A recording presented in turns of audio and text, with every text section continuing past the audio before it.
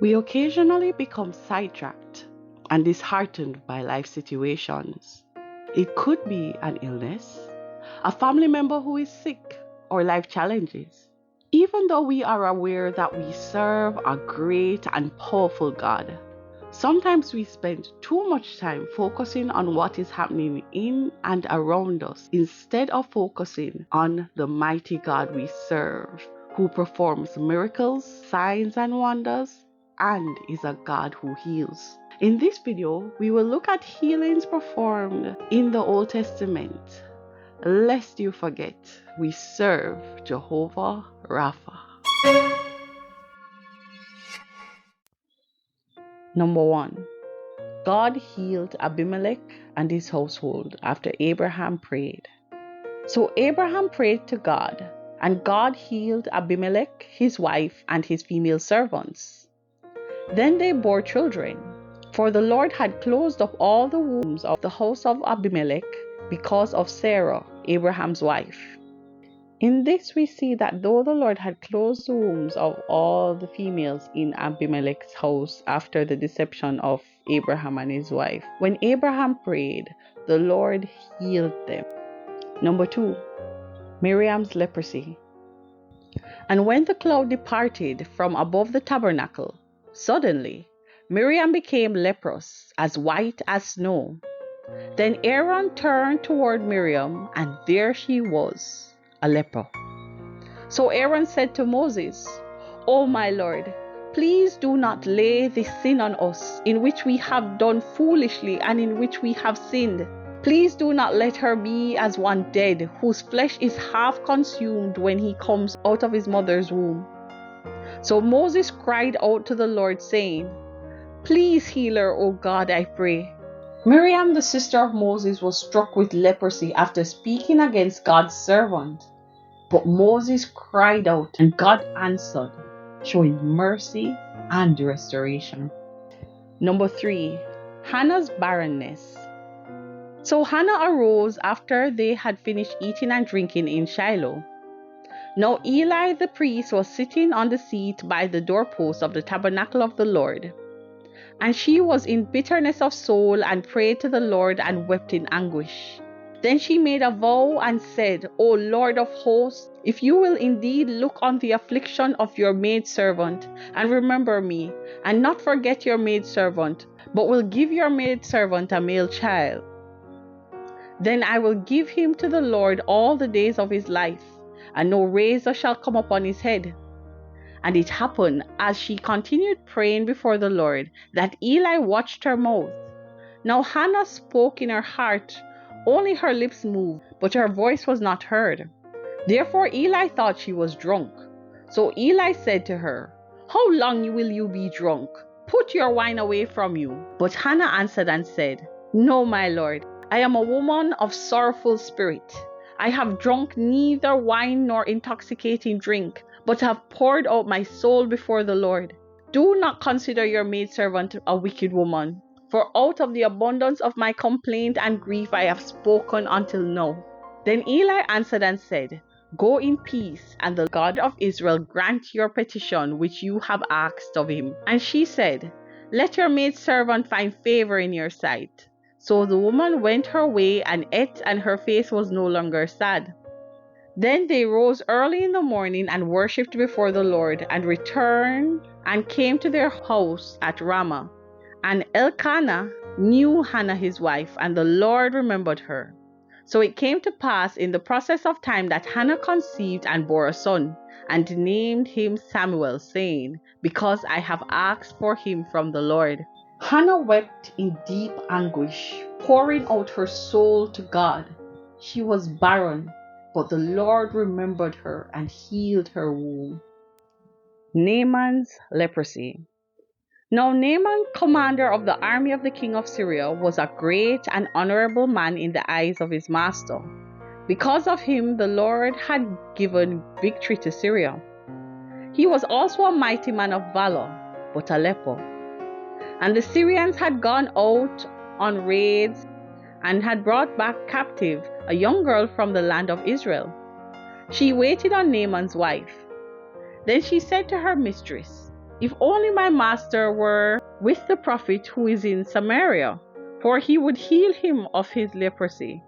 And Naaman went in and told his master, saying, Thus and thus said the girl who is from the land of Israel. Then the king of Syria said, Go now, and I will send a letter to the king of Israel. So he departed and took with him 10 talents of silver, 6,000 shekels of gold, and 10 changes of clothing. Then he brought the letter to the king of Israel, which said, Now be advised, when this letter comes to you, that I have sent Naaman my servant to you, that you may heal him of his leprosy. And it happened, when the king of Israel read the letter, that he tore his clothes and said, Am I God to kill and make alive, that this man sends a man to me to heal him of his leprosy? Therefore, please consider and see how he seeks a quarrel with me. So it was when Elisha, the man of God, heard that the king of Israel had torn his clothes, that he sent to the king, saying, Why have you torn your clothes? Please let him come to me, and he shall know that there is a prophet in Israel. Then Naaman went with his horses and chariot, and he stood at the door of Elisha's house. And Elisha sent a messenger to him, saying, Go and wash in the Jordan 7 times, and your flesh shall be restored to you, and you shall be clean.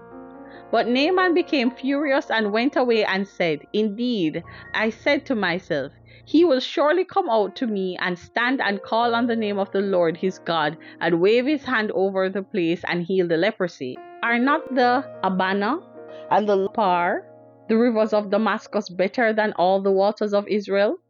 Could I not wash in them and be clean? So he turned and went away in a rage. And his servant came near and spoke to him and said, My father, if the prophet had told you to do something great, would you not have done it? How much more then, when he says to you, Wash and be clean? So he went down and dipped 7 times in the Jordan, according to the saying of the man of God, and his flesh was restored like the flesh of a little child, and he was clean. Here we see that the manner in which we expect the Lord to heal may not be the instruction that is given. We have preconceived notions of how healing is supposed to take place, but the Lord heals in many different ways. Number 5, Hezekiah's illness. In those days, Hezekiah was sick and near death, and Isaiah the prophet, the son of Amos, went to him and said to him, Thus says the Lord, Set your house in order, for you shall die and not live. Then he turned his face toward the wall and prayed to the Lord, saying, Remember now, O Lord, I pray, how I have walked before you in truth and with a loyal heart, and have done what was good in your sight. And Hezekiah wept bitterly. And it happened before Isaiah had gone out into the middle of the court that the word of the Lord came to him, saying, Return and tell Hezekiah, the leader of my people, Thus says the Lord, the God of David your father, I have heard your prayer, I have seen your tears. Surely I will heal you. On the 3rd day you shall go up to the house of the Lord, and I will add to your days 15 years. I will deliver you and this city from the hand of the king of Assyria, and I will defend the city for my own sake, and for the sake of my servant David. Then Isaiah said, Take a lump of figs. So they took and laid it on the boil, and he recovered. And Hezekiah said to Isaiah, What is the sign that the Lord will heal me, and that I shall go up to the house of the Lord the 3rd day? Then Isaiah said, This is a sign to you from the Lord, that the Lord will do the thing which he has spoken. Shall the shadow go forward 10 degrees or go backward 10 degrees?